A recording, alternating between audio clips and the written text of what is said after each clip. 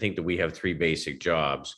If 80% of return comes from getting to the right asset class and 20% of return comes from finding the right sectors or themes within those asset classes, we really have to understand the big picture in order to make money. To buy a great house in a bad neighborhood never makes you money. And so we try to obviously find specific securities to express our view. And so we have three sets of tools that we use in our decision making. We have this top-down market risk, sector risk, asset class risk allocation model, where we're looking for parts of the market that are seeing improving breadth, where there's better and better participation in the form of a rally. And at any given time, there might be a few key themes. We don't need to be everywhere. Our job isn't to be in every sector and every market. Our job is to identify sort of where outsized opportunity lies and where money's getting put to work.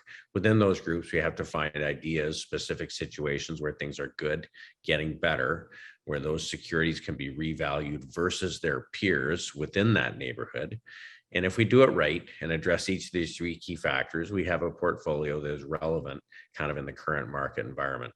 Then, of course, the third piece of the strategy is probably the most important piece, because there are changes always taking place in markets. We always constantly have to reassess market and sector risk. We have to constantly reassess whether the securities we're using continue to have the characteristics that point to good getting better.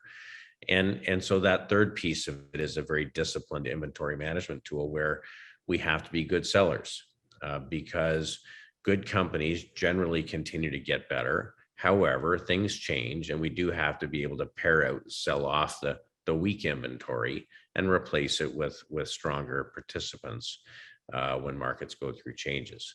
We make our decisions trying to identify parts of the market where over time a higher and higher percentage of stocks are participating in a rally, expanding breadth.